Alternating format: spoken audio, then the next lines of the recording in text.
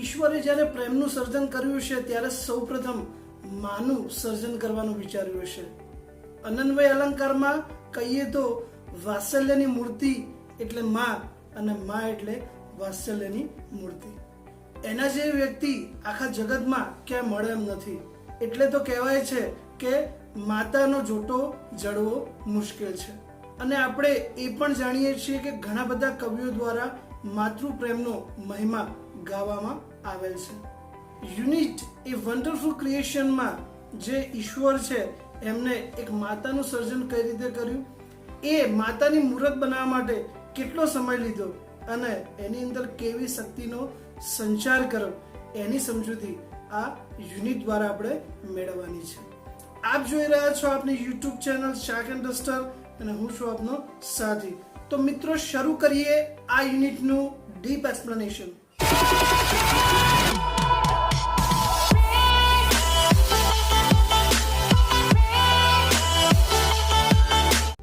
મારી પાસે અહીંયા છે ડિજિટલ ટેક્સ્ટ બુક અને સંદર્ભ માટે તમે પણ તમારી પાસે ટેક્સ્ટ બુક રાખી શકો છો, જેથી કરીને તમે લાઈન ટુ લાઈન એને સરળતાથી સમજી શકો. એ વન્ડરફુલ ક્રિએશન, એક અદ્ભુત સર્જન, જે ઈશ્વર જે છે એ પોતે એ માની મૂર્ત, એક મૂર્તિ, એક પ્રતિમા બનાવવામાં વ્યસ્ત છે. અને ત્યાં જ અચાનક એક એન્જલ, એક દેવદૂત ત્યાં આવે છે અને એમનો જે સંવાદ થાય છે રચના વિશે, એ પોતે ઈશ્વરને પૂછે છે કે તમે આટલા સમયથી, આટલા દિવસથી તમે શું બનાવી રહ્યા છો. અને પછી જે દેવદૂત પોતે આતુર થાય છે અને ભગવાન એને એ જે મૂર્ત છે એના વિશેની માહિતી આપે છે અને એ માહિતીની અંદર એ રચનાનો સંદર્ભ આપેલ છે કે આ રચનામાં શેનો શેનો સમાવેશ થાય છે, એની અંદર એમને કેવી શક્તિનો સંચાર કર્યો છે.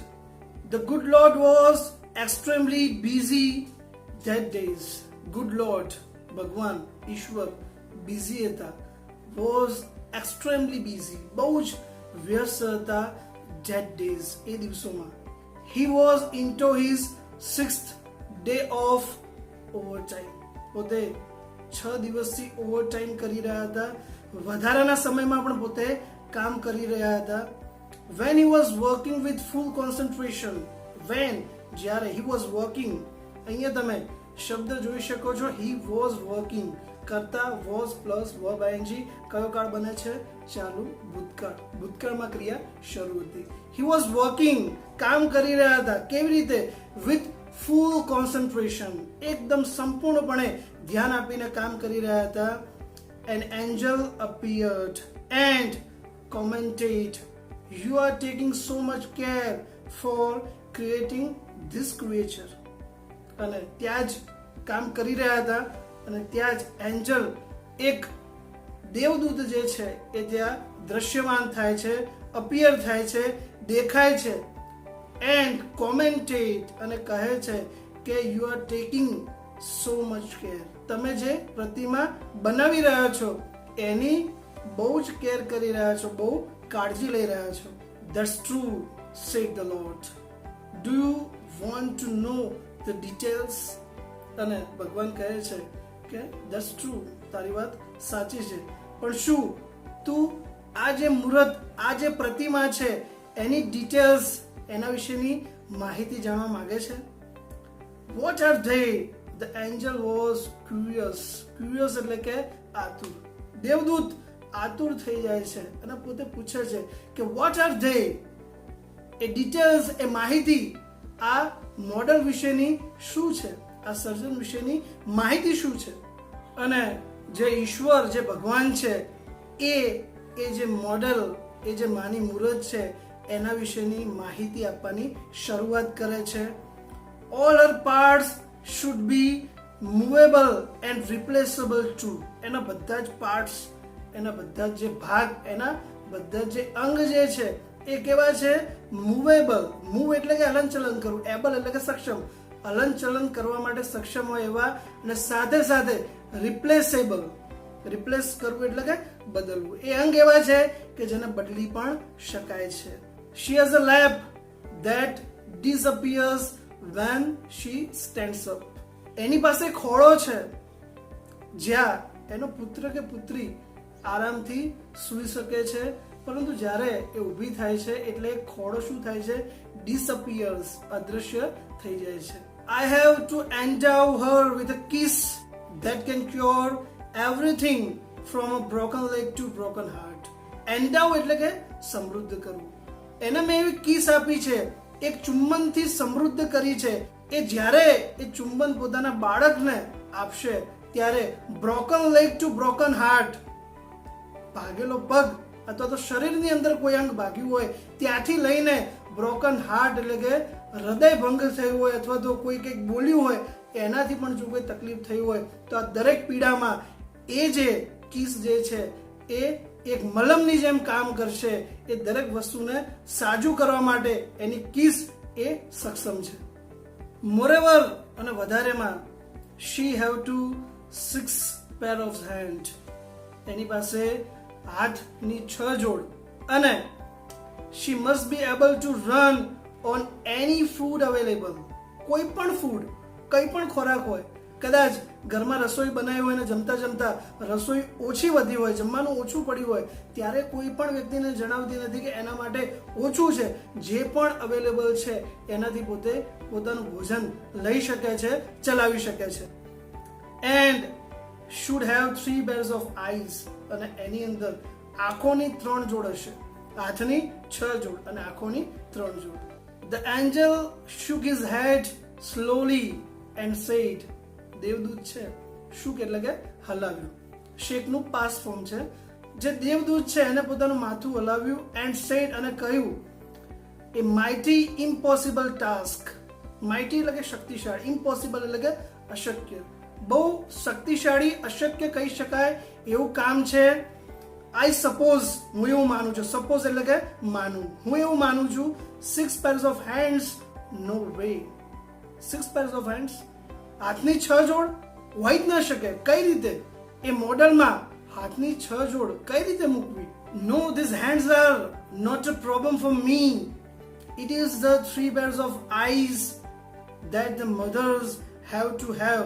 The Lord looked puzzled. Puzzled એટલે કે મૂંઝવણમાં મુકાઈ ગયું. ઈશ્વર પોતે મૂંઝવણમાં મુકાઈ ગયા અને દેવદૂતને કહ્યું કે હાથની 6 જોડ બનાવી એ મારા માટે કોઈ સમસ્યા નથી, એક ચપટીનું કામ છે, પરંતુ મારા માટે એક સમસ્યાનું કામ છે કે એની આંખોની 3 જોડ બનાવી.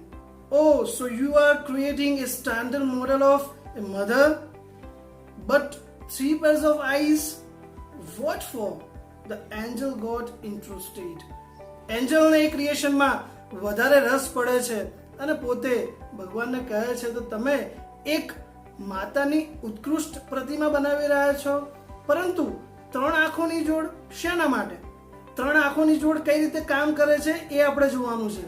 1 pair that sees her children through closed doors.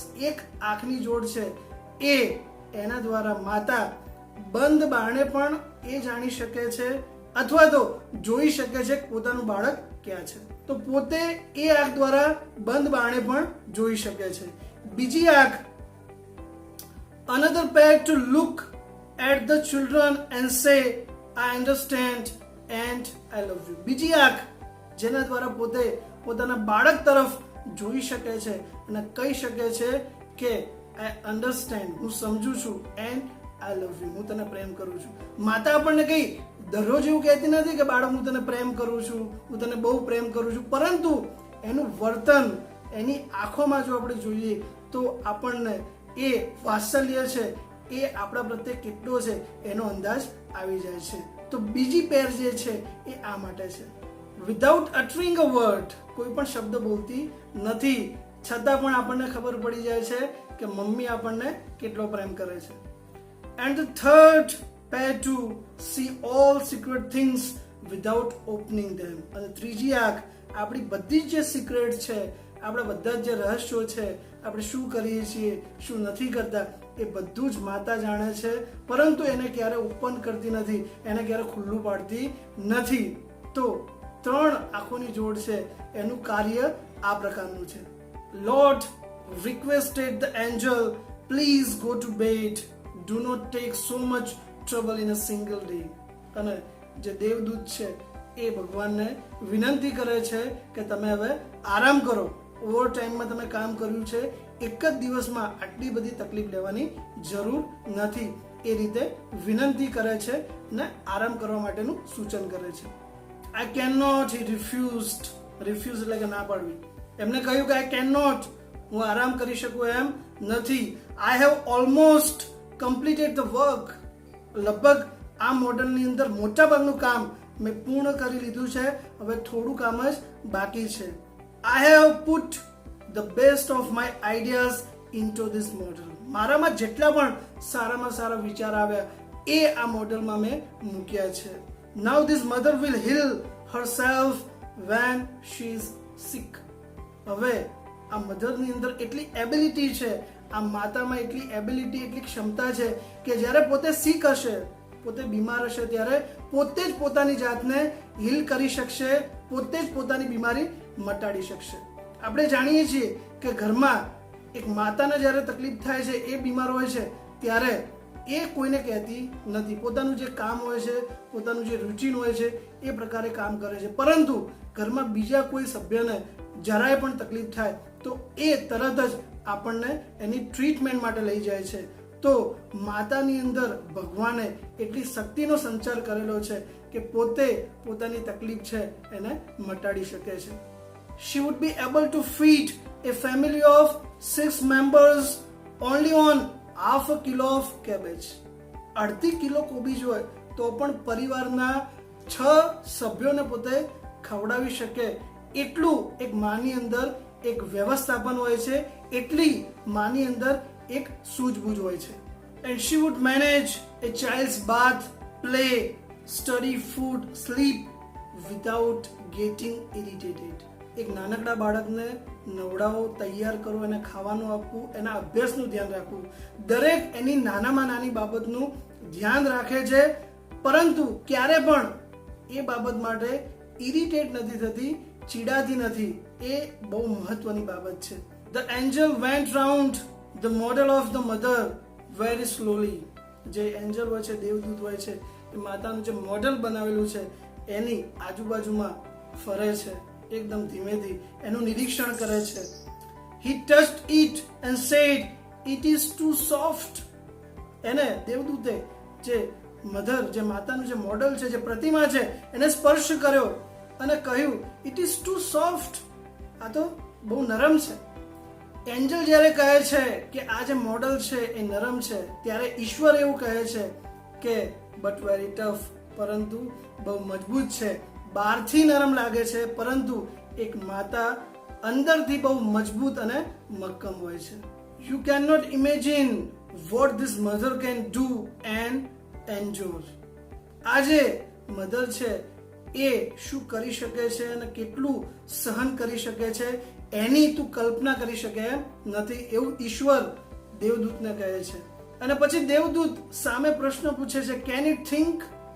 શું આ માતા છે એ વિચારી શકે છે? ને ભગવાન એનો જવાબ આપે છે, not only can she think but can reason and compromise too. ફક્ત એ વિચારી શકે એટલું નહીં, વિઝન, તાર્કિક રીતે પણ વિચારી શકે છે, સાથે સાથે પરિસ્થિતિ પ્રમાણે પોતે સમાધાન પણ કરી શકે છે. The angel was impressed. He went closer to the model, moved his finger across the cheek.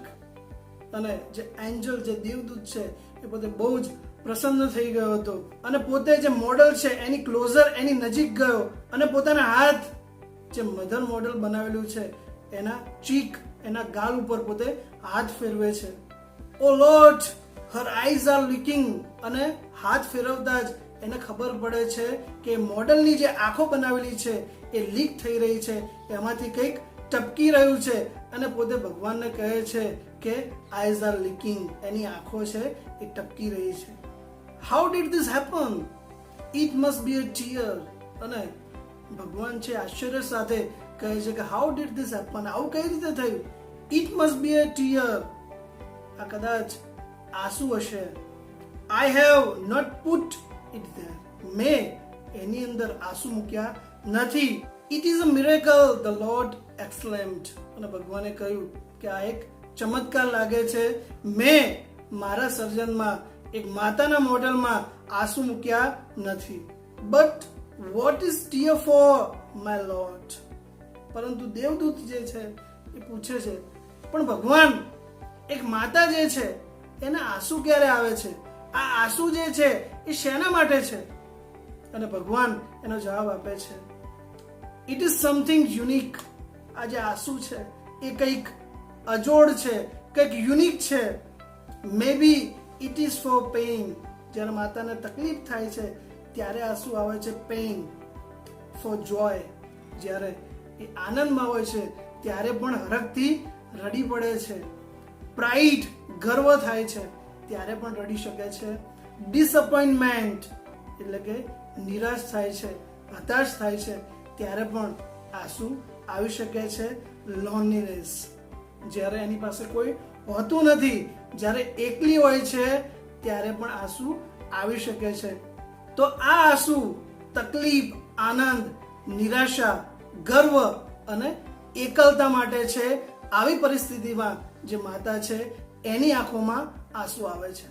What a wonderful creation. અને દેવદૂત આટલું સાંભળતા જ કહે છે, વોટ અ વન્ડરફુલ ક્રિએશન. કેટલું અદ્ભુત સર્જન છે. અને ખરેખર મિત્રો, જે માતાનું સર્જન છે એ કઈ ઓર્ડિનરી સર્જન નથી, એક એક્સ્ટ્રા ઓર્ડિનરી સર્જન છે. આઈ નીડ ઉપરથી આપણે એક મેસેજ મેળવવાનો છે કે respect your mother, love Har, treat Har like she is an extraordinary person. That's it for today. We will see you in the next video. Till then, keep learning, keep watching. Thank you.